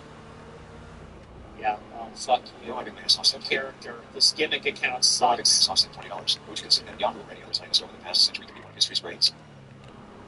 Baskin Robbins sent $20. Hashtag cherish faith barrel. There we go. Now we're talking. Cars on the PSP sent $20. Thank you. Over sent $25. This orders and gives me power. Yes, I love this shithole, dude. When anticipated 28 did it might do better than anyone thinks. Folded hands emoji. Clapping hands emoji. Yeah, well, he apologized, so maybe if he un-apologizes, I don't know. That wasn't cool. You know, I don't support that. Candace's chocolate cheese sent $20. Double it and give it to the next person theory. Leave faith barrel alone and just drinks ego twice as hard. Okay, come on. No, let's just not read that. Ancient dad sent $25. Did you cover Congress Trump?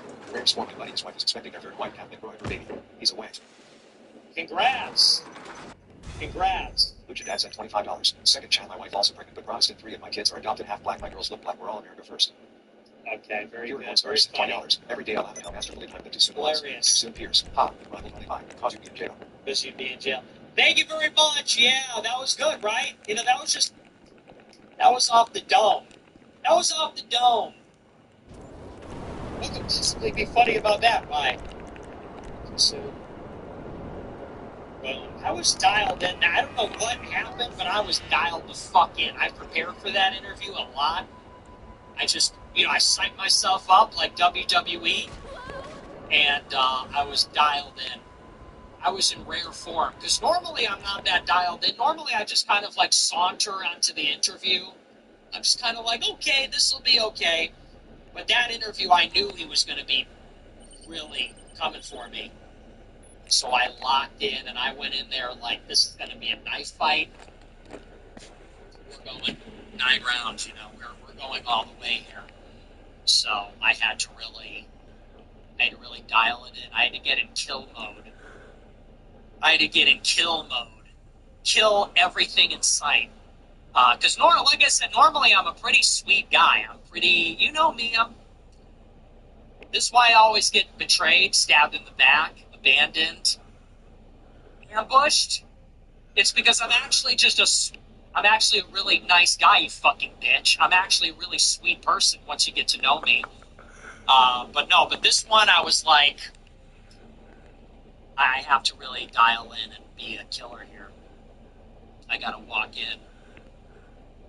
Guns blazing. ICE on my ex-bro, I percent $50. Hey Nick, been watching since 2024. So thanks. Inspired me to aim higher. I applied to transfer to an Ivy and a few other top schools. Before you, I wasn't even going to go to college. Thank you and God bless. Go get some handhelds and shareables on me. Love it. Good for you, man. Good for you. I hope you get it. I hope you were able to transfer into an Ivy. That's what we need. Don't listen to when Charlie Kirk says, don't go to college. That's a ripoff. It's like, okay, go to college. Where are you? Where are you? Are you fighting campus battle at a fucking welding plant or whatever? Not knocking welders, but it's like Charlie Kirk, the guy that founded a college campus organization, goes to college campus and says, hey, all of you people that I value enough to be here, you shouldn't exist. It's like, really? So why aren't you at the International Trade Convention? Why aren't you at the plumber convention or something? You're doing a college tour. So yeah, go to college. The Jews go to college. You should go to college. Nick Nitro said $20. 3:01, 18, yes, Friday show. I want to make up the members of my nation. Finish it bigger. It's your time to be. There's no chance unless you take one. Wake up the members of my nation. It's your time to be. There's no chance unless you take one. Yeah. Yeah, we watch a little iCarly. We watch a little iCarly. Nothing wrong with that. It's my comfort show. You know when you need to turn on a TV show and you just need it to feel comfortable? You know what I mean? Sometimes you just want something on the TV that just makes you feel like you don't want to commit suicide all the time. Can anyone relate to that? Do you know what I'm talking about? Because you put on these other shows and it's so intense or dramatic or weird, and it's like I'm already like having issues. I don't need to watch other people have issues reminding me of my issues.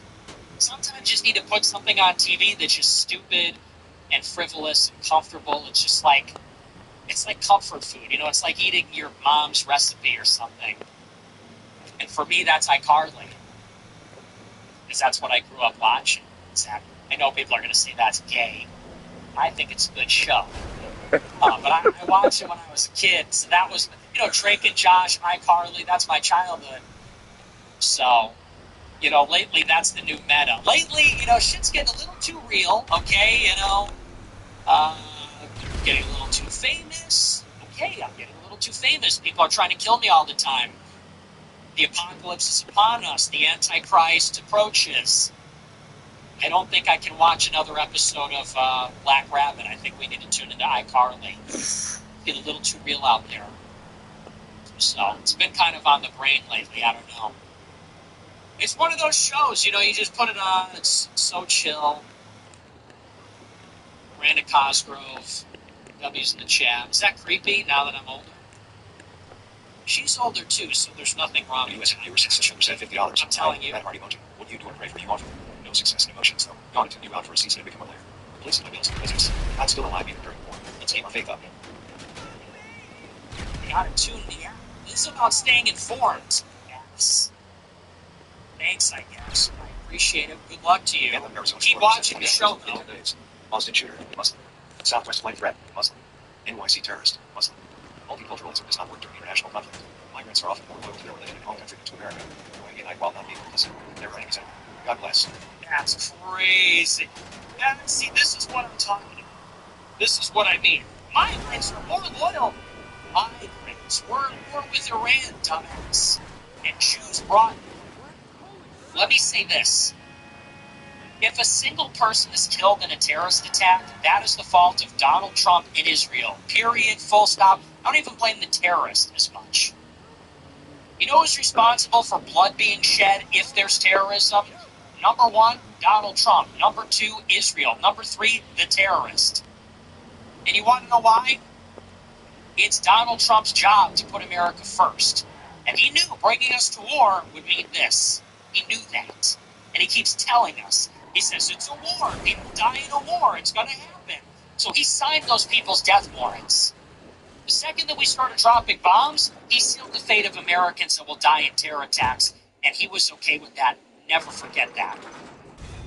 You're talking about Muslim migrants. Okay, they're fucking towelheads. What is the American president's obligation to his own people? The American president ran on America first. Americans first. Signed the death warrant of every person who is or will be killed overseas or in a terrorist attack because he knew this was inevitable. He knew there'd be collateral damage. He knew there'd be civilian casualties. And he did it anyway for Israel. And Israel knew it too. And they dragged us into the conflict. For them, it's an acceptable sacrifice. They're probably happy about it. And then you get the Muslims that are just unwitting pawns. They are just the instrument. As always. As always. The blacks, Muslims, the Indians, they're the instrument in this equation. They probably have the least agency out of all of them. So no, focus up. You talk about immigration doesn't work in an international conflict. Hey, who created the international conflict? Which country? Whose money? Which billionaires? Yeah, mass migration doesn't work. You know what doesn't work? Jewish people being billionaires and making us fight their fucking wars. 40X at $100. KPHC rate. True. Thank you for the big super chat. Yeah, absolutely. King Absolutely. Buckowski was right, said $20. Jimmy said you can come on and explain yourself. How gracious. Also, what's with Professor Dojo Fat you every day? Who's Jimmy? I don't know what Jimmy is. Is Jimmy another person? Oh, Jimmy Dore? Oh, now he wants me to come on. I don't know. You're already operating in bad faith. I don't think so. You canceled on me the day of because you said you need to do more research. Then you do a show, you get all your information wrong. So what happened to the research? Why don't you get your act together? Why don't you correct your own show? Do your research. Do your research. You correct the record. You're a journalist, or are you a comedian? Which is, you have an obligation, you have responsibility. Why don't you correct the record? And then I'll come on the show. You got it wrong. You lied about me. You blew me off. Then you talked trash and it wasn't even true. You correct the record. He texts me, what did I get wrong? Isn't that your job? Isn't that part of the research you're doing? That drives me crazy. Yeah, it's my... So I gotta help you out, right? Ryan Morales, $20. Please help. Sorry. R.A. Paragraph.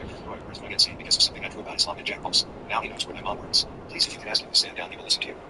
Okay, I don't... Christian Mark Troy said $20. Being a grown in Australia is very difficult. These people know nothing about Jews. It's insane. Also, you looked very handsome in the mirror. think so. People were saying that. I didn't like it. I thought it wasn't full enough, and it was itchy. You couldn't see it on camera very well. People have said that, though. People love the beard. People love the beard, but I don't know. I had to get rid of it. I like looking young. I already look too old as it is. I wake up, I look in the mirror, and I'm like, wow. So you just keep looking looking older until you're completely unfuckable and then you die. So I was like, I'm just going to shave. Don't you find that? I know some of you guys are younger, but let me tell you what happens. You wake up every day in your like mid to late 20s and you see yourself getting old in real time. And you realize one day I'm going to wake up and be completely unfuckable and disgusting. And then you'll be sexless until you die. So, got that to look forward to. Fuck it, dude. So I said, I need a little more youth. I need a little more youth in my life. What age do you think this is pathetic. What age do you think I passed for? 32. I'm still cute. I'm still young. I'm still a young man. I'm still a whippersnapper. Isn't that so true, though? You just wake up and it's like your skin is sagging. You have, your eyes are dark. You got a few gray hairs. And you're like, wow, so this is it. Wow, so we're really all going to die, aren't we? People are saying 22. Thanks, guys. Appreciate 32. it. Yeah, I don't know. No beard for Archie me. said $20. 1 Peter 5-7 cast all your anxiety on him because he cares for you. Love that. So true. RNG 1215 said $20. Ordered an AF pin. Excited to grow on my head. Here's some more money for you, my boy. All right. Sweet. Hooray for Problems said $25. Thanks for everything, man. Thank you. Basically, Paul said $30. Have you ever heard of Stephen Crowder? Would you ever do a show with him? You give me hope to you. Prayers. That's... Elmer said $30. Is it possible to just lie about be Jew? Is it possible to not be a goy if you just lie about being Jewish? What does that mean? If you say you're Jewish? I don't know what your question Super is. said $25. I can't believe I used to be your supporter. Your movement is how I joke. I'm gonna put all of it happy. Bye-bye. That's got to be a false flag, because that's Asuka Groiper, who is loyal. Did Sneeko write that one? Nice try, Sneeko. That's Sneeko's number one op. Sneeko used to always be like, Asuka Groiper hates me. I think they're friends now. Nice try. You're trying to turn me against my number one of my number one That players. works. I need said $20. 1/3 Nick. Thanks to you and your strong anti-porn/gooning stance, I've been inspired to Great. to generate BS. I used to think it was impossible since I thought my addiction was too strong, but in almost a month clean, I've been more manlier and connected to the Lord after I took the initiative to quit entirely. Great. 3 super chats about gooning and pornography. Awesome. Just what everybody John wanted. Casey said $20. Love you, brother. Check out the campaign. Thanks, I will. I'm going to skip the other 2, actually. I don't need to read. I'm just reading through these. I'm like, look, if you're one of these, Catholic, zealous Catholic converts that is, addicted to pornography, here's a little piece of advice. Don't go and post about it on Twitter. Just saying. We don't all need to hear about that. We don't all need to imagine that in our mind's eye. Thanks. Thank you very much. What is it about Catholic converts and needing to go on Twitter and say that I don't know what that is. Too much information. Save it for confession. I'm glad that happened to you. Congratulations. Save it for confession. Those are trained professionals. We're good. We don't want to hear about it. But I appreciate it. Good for you. It's a real struggle that people have. It's a real phenomenon. It's a huge problem. Nobody talks about it because it's uncomfortable, but it is uncomfortable. So we'll leave it at 1. We'll leave it at 1. You get 1 super chat about your gooning situation, and I think we're good. Ken does it After that. $20. You see this ride of Charlie shit, when does she stop? I haven't been keeping up with it, honestly. I missed it. I've been busy. So I haven't seen it. So whatever. Juicy Lips said It's a pity that both sides can't Juicy lose. Lips said $20. Since Tucker Carlson got his nicotine pouch and stolen, can you make America first nicotine pouch? It's so funny. What a coincidence. We're rolling it out.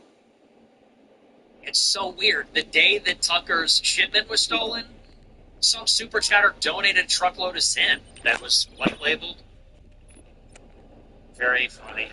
General Jack Very 69 said good. Hilarious. $200. Wild to see Nick Lamb not be able to go 30 minutes on Twitter without having a roar or meltdown. Interesting in how you live rent-free in the head of a supposed dark and mysterious high priest of the Right. atmosphere. Thank you for the big super chat. Yeah, Nick Land. Total aura loss. I barely even knew anything about him. He comes onto Twitter for like 10 minutes and then just becomes a Groyper-hating psycho. Groyper derangement syndrome. Dude, fuck Nick Land. Yeah. The guy is not even American, so I don't even care what his opinion is. He's a philo-Semite and he's not American. And, yeah, Patronage Network. I'll say that much. He's part of the network. Always appreciate your humor while delivering us the truth, brother. My default response to my GF talking shit these days is your McDonald's drive-thru skid. Yeah. Much love from Canada.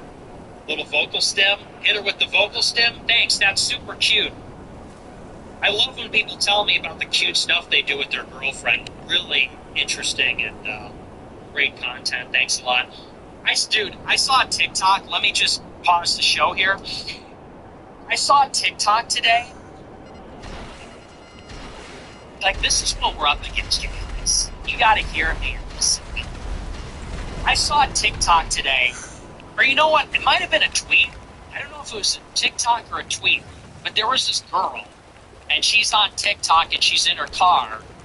And she says something like, I'm a 25-year-old virgin. That's the lead.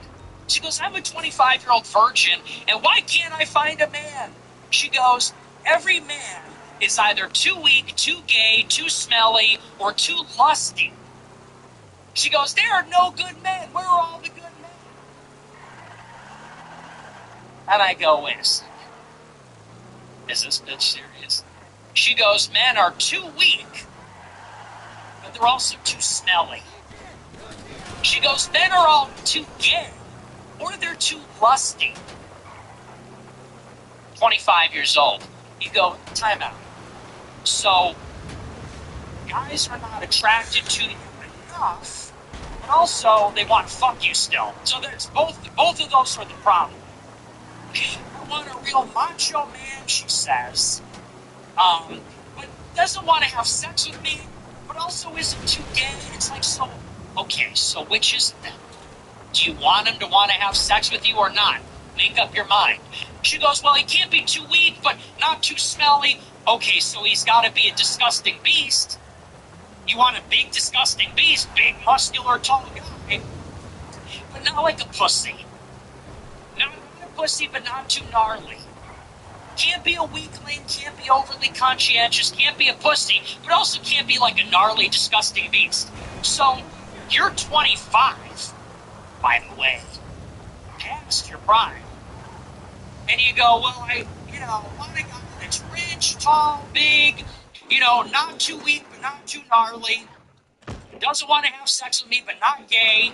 So what is it? You want a guy that's going to what? Listen to you yap? And naturally, that's her TikTok. I go to her TikTok profile, and the profile is, I'm just a girl that loves to yap. I love Diet Coke, and I like to wear too much bronzer. And this is where you need to tune women out. What women say, you cannot listen to them. They're poisoning you now. Don't listen to them. They only tell lies. And they're all hoax. Your girl is going. She's going. And she lies. She only tells lies. If she breathes, she's a thought. And this girl, she's sitting in her car, totally self-absorbed narcissist, and I'm sure she's waiting for Prince Charming, who's going to be really interested in her yapping. You ever notice that all these girls, all they do is give their opinions and talk about nonsense, but they all think that this is the pinnacle of civilization. They think they're so quirky. Oh, I love to yap. Wow, I've never met anyone like you. You're a girl that's filled with inane bullshit. You're so unique. Emily, stop. You're so crazy. You're a girl that loves to yap and give her opinion and has some stupid fucking bullshit to say, like I love Diet Coke. I've never met anyone like you. You're so beautiful. I don't even want to fuck your pussy. You're so interesting. I love your personality. I opinion and have some stupid fucking bullshit to say, like I love Diet Coke. I've never met anyone like you. You're so beautiful. I don't even want to fuck your pussy. You're so interesting.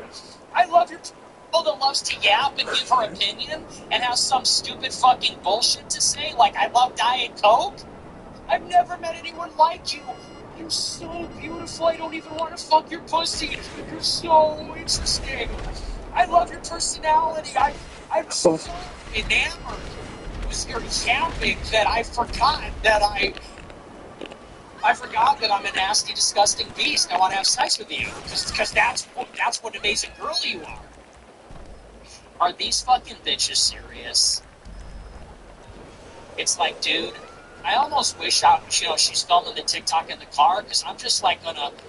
You ever see like Final Destination when they drive into the back of the truck and it just like impales everybody? That's a joke, obviously. I would never do that, but seriously, it's like, what the fuck is wrong with you? What dimension? But this is what we have enabled. This is what we as a society, we have enabled this behavior. And you get this grumpy midge. She's got her head is shaped like a squash. Her head is shaped like a pear. She's got a pumpkin head, caked with makeup. She's not even that hot. And you're 25. She goes, I'm a virgin. Oh, really? What kind of virgin are we talking about? What does that mean? You're a 25-year-old virgin? What do you mean by that? What does that mean to you? You know, and then she's going to film her insipid TikTok videos. I like to yap, and I love Diet Coke, and I love bronzer, and blah, blah, blah. I want a big man. I don't want to date a pussy. But I also want to date a disgusting, smelly jock. And, and I don't want a gay guy that's not attracted to me. But ew, I don't want him to want to fuck me. I don't want him to be too lusty. I'm a Christian after. It's like, okay, so you want a problem? Like, is that what you want? You want a problem? What are you looking for? Anyway. So I saw that. Listen, maybe right message, wrong messenger. Yeah, I know. But it's true. I saw that. I'm like, this is crazy, but this is how all women think. This is how all women think.